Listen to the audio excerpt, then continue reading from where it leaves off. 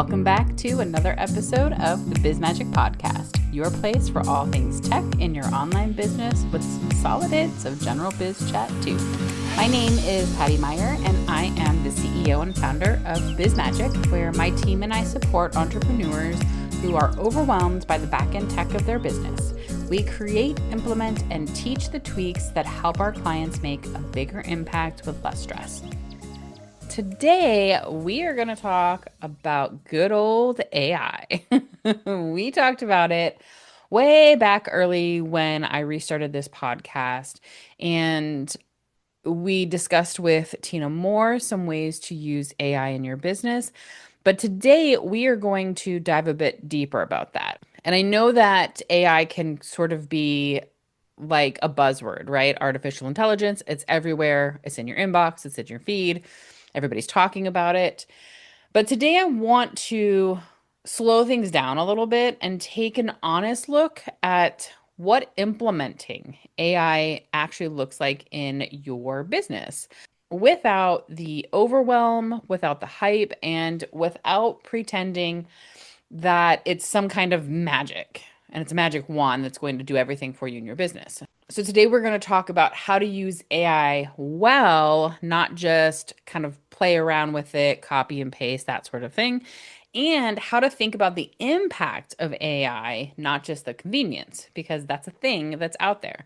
So we'll get into what AI implementation really means in a small business or a one-person business, a small team, the difference between using AI well and just kind of messing around with it, and how to use AI responsibly, including a conversation about ethics, energy, and the very real impact that this technology has on people on the planet.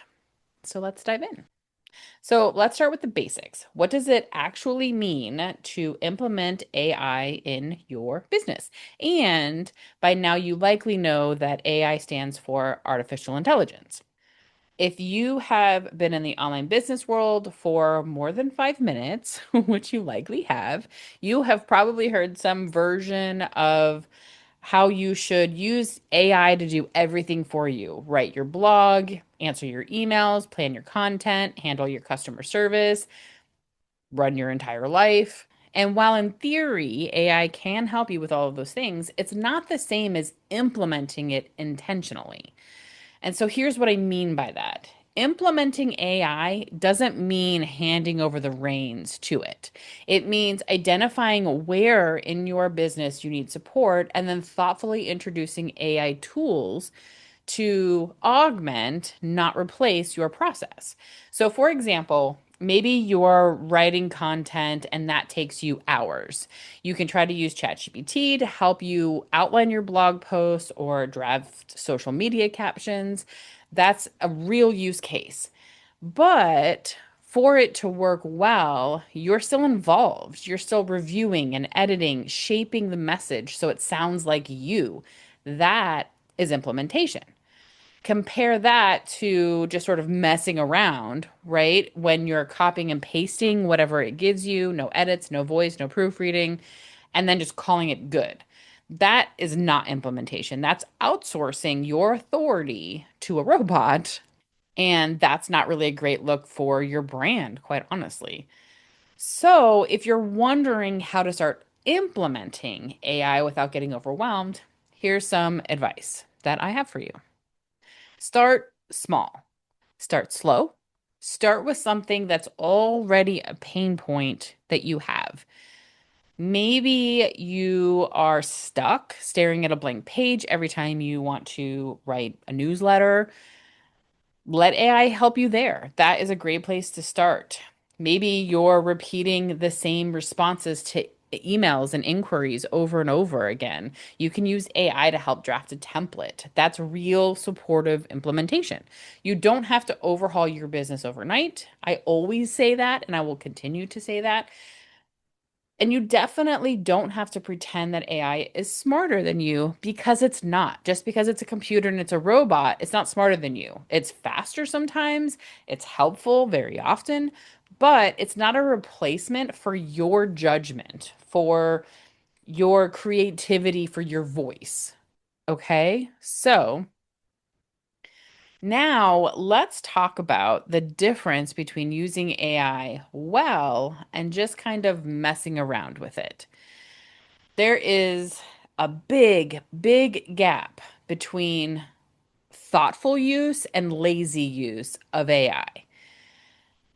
Using AI well means you know the goal of the task you're using it for. You guide the output of AI with clear prompts.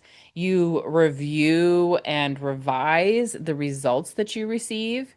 You make sure that it aligns with your voice, your values, your context. On the other hand, using AI in more of a lazy fashion is copying and pasting content with no edits, asking for something generic and publishing it just as it is, letting AI write all of your captions, your bios, your emails without even checking if the tone of voice matches. Because here's the thing, even if you're just one person doing all of the things in your business, your audience can still tell when you're phoning it in. And phoning it in with AI is more obvious these days, especially. People know what they're looking for. They know how to be on the lookout for AI. There are telltale signs nowadays of AI. The more people that see it, the more they get used to it, the more they know what to look for. So it's not always maybe as sneaky as it once felt like when you were first using AI, if you were first using it at all. So you don't have to be perfect when you're using it. You just have to be present. The goal here isn't to automate everything and use AI as much as you possibly can for as much as you possibly can. While it's fun to play with it, like there's other ways to go about utilizing it. It's support that helps you show up better, show up more consistently and more creatively as yourself, even though that feels weird, right? It's hard to picture AI helping you show up as yourself because it's not yourself. But if you know how to use the prompts and you know how to communicate with it and utilize it and you're utilizing it intentionally, it really can look more like you and help you show up like yourself. So if you're using AI tools like ChatGPT, Canva, Magic, Claude, or even like the auto-generated email replies like in Gmail, right? That's AI. Make sure you're still in the driver's seat while you're doing it. AI can write the words, but you are the one that gives them the personality. You are the one that makes them matter. Now, for the slightly messier part of this conversation, what does it mean to use AI responsibly? It is super easy right now to get excited about the possibilities, and they are really exciting that AI does. But AI doesn't exist in a vacuum. It's built by people, it's trained on massive amounts of data, often without consent, if we're honest, and it's powered by infrastructure that has a real cost, both human and environmental. So, I want to take a minute and just talk about those impacts. So, first, let's talk about the ecological cost. AI systems require a lot of energy. And I'm talking about these things also because I want to make sure that for those who don't know these things, that they know them, I always believe in doing everything as sustainably as we can. We can make a difference step by step, little bits that we do. And at least if we make choices intentionally, we can help show up in the world in a way that aligns with us, right? So, again, AI systems require a lot of energy. Training large language models, which is what this is, consumes a vast amount of electricity and water. Running AI at this scale continuously means more data centers, more energy, and more emissions. Now, does that mean you shouldn't use it at all? Not necessarily. I use it. frequently for a lot of things, but also again intentionally. And I think we can think about it just like we think about the environmental impact of shipping physical products. We can start thinking about the digital impact in the same way. And so that might mean using AI intentionally versus constantly. Instead of using it at every chance you get, you're using it intentionally. You choose platforms that host AI that are transparent about their energy usage just so that you're in the know, advocating for sustainable tech practices just like we do in other parts of our business. Second, the human cost. There's a lot of fear around AI taking jobs. And in some industries, that is already happening. So it's a valid fear. And I think the more nuanced view of this, though, is that AI doesn't take jobs on its own. It's how businesses choose to use it. So when we treat AI as a way to eliminate human contributions entirely, especially in creative or service-based work, we're devaluing the very thing that makes business feel human. And that's a choice. And that's a choice that we don't necessarily have to make. That's a choice that some businesses are making. And again, the same as we choose who we support in all aspects of our life, we can choose to support organizations that might utilize AI without replacing all of their team. I could theoretically use AI significantly more than I do and replace people on my team, but that doesn't fit with me. I would much rather have people helping me on my team with the things that I need than I would AI. I utilize AI again very intentionally for certain types of brainstorming, starting copy out a lot with this podcast. I utilize it to help me with show notes and transcriptions and things like that. But when I utilize AI, all of the content I create in this podcast comes from me. AI might help me with parts of the process, but this is stuff that's in my brain. These are things that I already know. These are things that I want to talk about. And so this is an intentional way of utilizing it. And this is something that is replacing parts of me in this work without replacing other people on my team, if that makes sense. So when we want to look at that human cost, we can ask, where can AI free up time so that we can hire more thoughtfully? How can we evaluate our human collaborators by giving them better tools and not replacing them?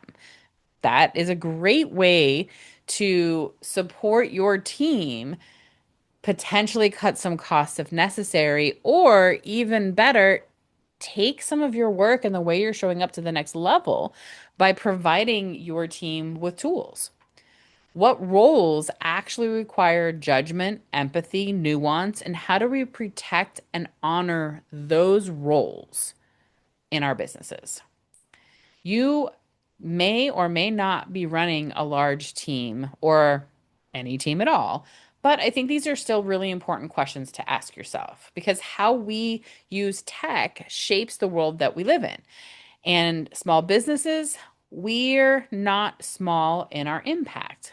Many of us have a big desire to make a big impact in the world. So, how we show up, as I've discussed recently, is super important. And this is one of those ways.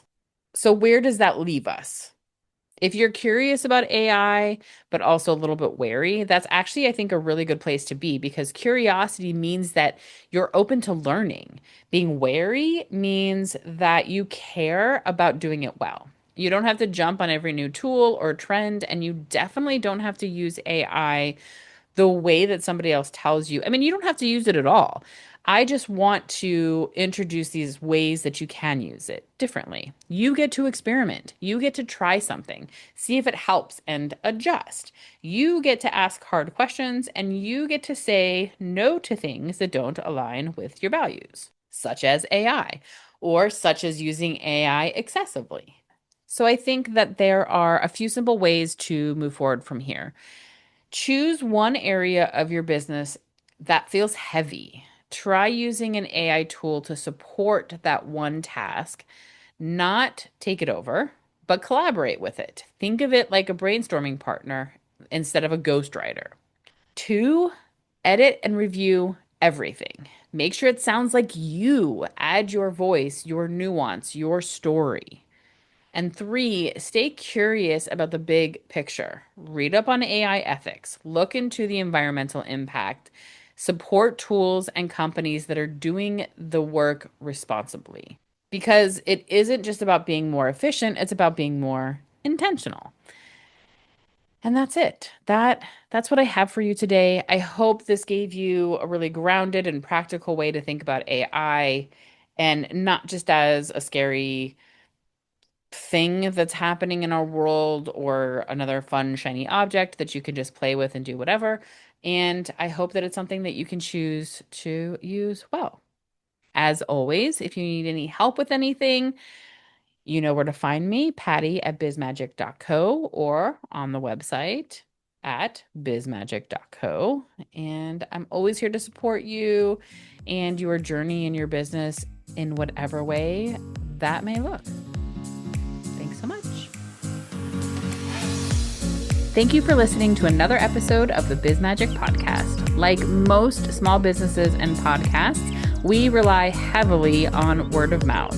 So if you like what you heard today or in any episode, please share with your friends and colleagues and rate, subscribe, and comment on your favorite podcast platform. Till next time, cheers to your magical biz success.